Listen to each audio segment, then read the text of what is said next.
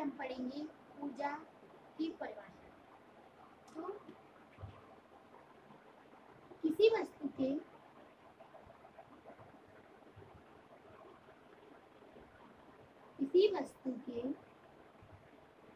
कार्य करने की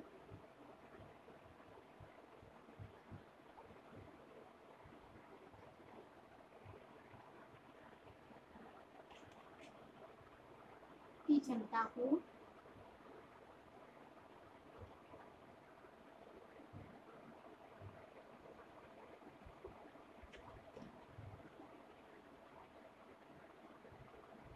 ऊर्जा कहते हैं। अब ये ऊर्जा हमें विभिन्न स्रोतों में प्राप्त होती है। किन स्रोतों में प्राप्त होती है? विभिन्न स्रोतों में। तो पदार्थों में ऊर्जा विभिन्न रूपों में पाई जाती है। जो पदार्थ होते हैं हमारे, पदार्थों में ऊर्जा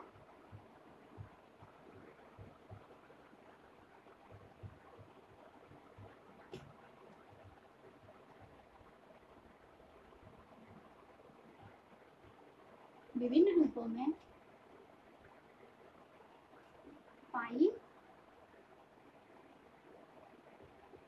जाती है। वो ऊर्जा कौन कौन सी होती है? यांत्रिक ऊर्जा,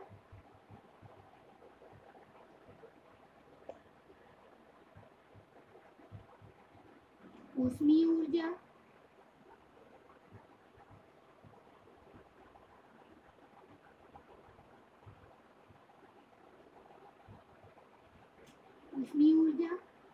और विद्युत ऊर्जा।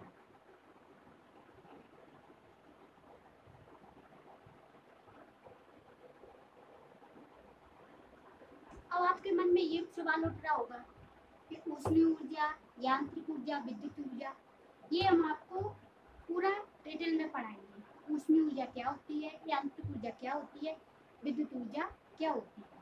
तो ऊर्जा को ना तो नष्ट किया जा सकता है, ना ही उसे उत्पन्न किया जा सकता है। स्टूडेंट, ऊर्जा को ना नष्ट किया जा सकता है, ना ही नष्ट किया जा सकता है,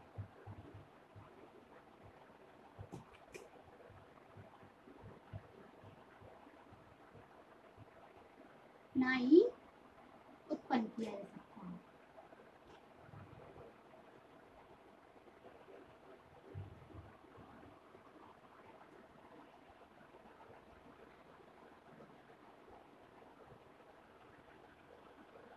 बल्कि इसे एक रूप से दूसरे रूप में परिवर्तित किया जाता है।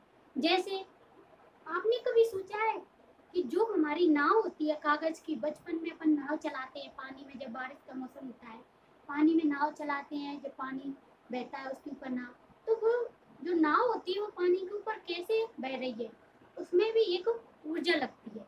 वो कौन सी ऊर्जा होती है? वो ऊर्जा जल में उत्पन्न होती है। उसमें कौन सी ऊर्जा होती है? जल में उत्पन्न होती है। जैसे हवा में पवन चक्की घूमती है, पवन चक्की कभी देखा है आपने? पवन चक्की के द्वारा विद्युत उत्पन्न की जाती है। तो वो पवन चक्की कैसे घूम रही है? वो होती है पवन ऊर्जा। कौन सी होती है वो? पवन ऊर्जा। तो उन्हीं ऊर्जा को हम कैसे प्राप्त करते हैं, किन स्रोतों से प्राप्त करते हैं, उसके बारे में हम पढ़ेंगे। वो ऊर्जा होती है, देखो, ऊर्जा को ना ही नष्ट किया जा सकता है, ना ही उत्पन्न किया जा सकता है, बल्कि इसे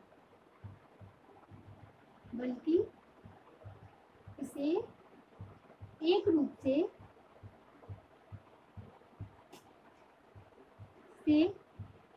दूसरे रूप में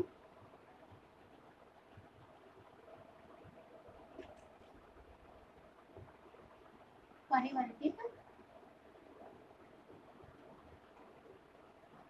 किया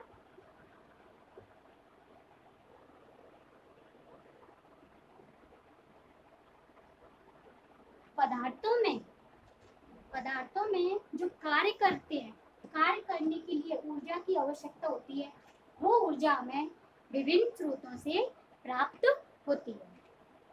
पदार्थों में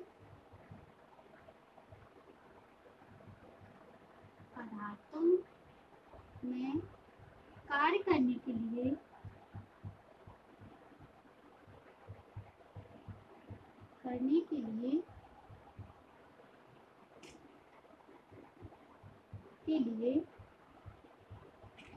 ऊर्जा की आवश्यकता होती है।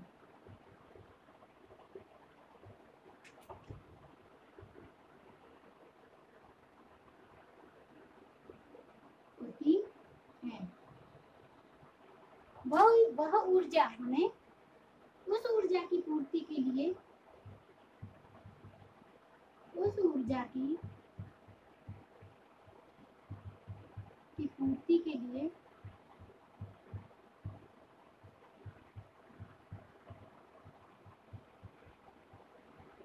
ये विभिन्न स्रोत होते हैं।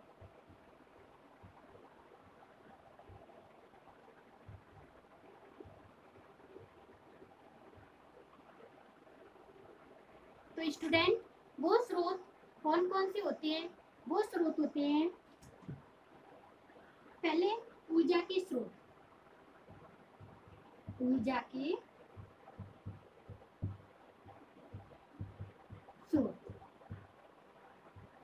ऊर्जा के दो स्रोत होते हैं। पहला होता है, देखो, ऊर्जा के स्रोत दो होते हैं। कौन से स्रोत होते हैं? दो। नवीकरणीय स्रोत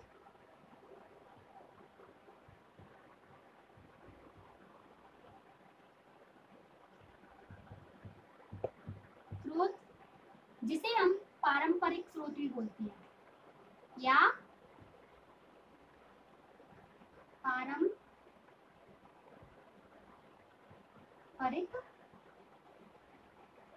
स्रोत। और दूसरा होता है अनवीकरणीय स्रोत।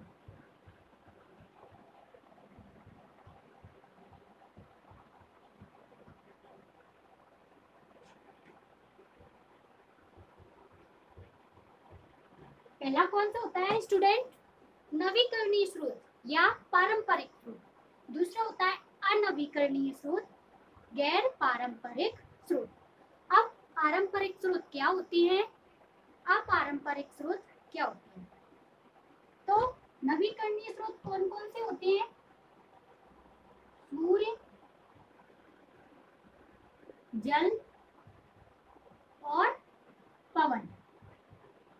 अब हमें ये जानना भी जरूरी होता है, नवीकरणीय स्रोत की परिभाषा क्या होती है? तो वे स्रोत जिन्हें हम निरंतर उपयोग में लाते हैं। क्या होते हैं? वे स्रोत जिन्हें हम निरंतर उपयोग में लाते हैं या जिनकी निरंतर पूर्ति होती रहती है, वो होते हैं पारंपरिक स्रोत। और वे स्रोत जिन्हें उपयोग करने के पश्चात पुनः प्राप्त नहीं किया जा सकता, वो होते हैं अनवीकरणीय स्रोत या गैर पारंपरिक स्रोत। तो नवीकरणीय स्रोत कौन कौन से होते हैं? सूर्य। अब सूर्य क्या होता है? जो सूर्य से ऊर्जा प्राप्त होती है उसे हम बोलते हैं सौर ऊर्जा। क्या बोलते हैं? सौर ऊर्जा। जल से जो ऊर्जा प्राप्त होती है उसे हम बोलते हैं जल ऊर्जा। और पवन ऊर्जा, जो पवन हवा के द्वारा ऊर्जा प्राप्त होती है उसे बोलते हैं पवन ऊर्जा। अब सूर्य, जल और पवन, इसमें होती है जैव ऊर्जा भी होती है। जैव ऊर्जा जो जीवों से प्राप्त होती है, जैसे कि बायोगैस, ये नवीकरणीय स्रोत में आती है। किसमें आती है ये? नवीकरणीय स्रोत में। अनवीकरणीय स्रोत कौन कौन से होते हैं? पेट्रोलियम, पेट्रोल, कोयला, केरोसिन,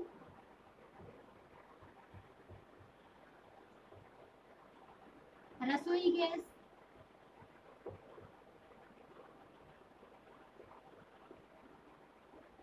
जैसे कभी आपने देखा है रसोई गैस जो सिलेंडर में आती है, उसको हम जलाने के पश्चात क्या दोबारा से प्राप्त कर सकते हैं? नहीं कर सकते ना। तो वो होता है अनवीकरणीय स्रोत, मतलब जिन्हें उपयोग करने के पश्चात पुनः प्राप्त नहीं किया जा सकता। अब जैसे आपने देखा होगा, आपने कभी देखा लकड़ी बहुत वर्तमान, मतलब बहुत पुराना स्रोत है ऊर्जा का। कैसा स्रोत है? पुराना स्रोत, जिसे अपन ऊष्मीय ऊर्जा के रूप में जानते हैं। किसके रूप में जानते हैं? ऊष्मीय ऊर्जा के रूप में। जैसे लकड़ी जलाने के पश्चात में उसका कोयला प्राप्त होता है। क्या प्राप्त होता है? कोयला। तो मतलब ये अपन को यही समझ लो स्टूडेंट।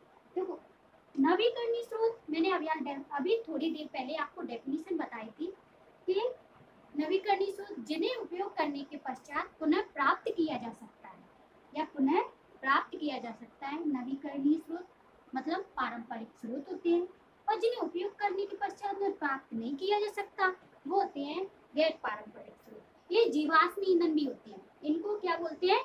जीवाश्म ईंधन भी कहते हैं। अगला हमारा, आगे मैं पढ़ाऊंगी स्टूडेंट आपको कि नवीकरणीय स्रोत किन किन रूपों में प्राप्त होती है, मतलब किन किन रूपों से हमें प्राप्त होती है ऊर्जा। तो स्टूडेंट, आज का हमारा ये टॉपिक आपको कैसा लगा? अगर आपको अच्छा लगा है तो प्लीज़ वीडियो को लाइक, शेयर एंड सब्सक्राइब जरूर करना।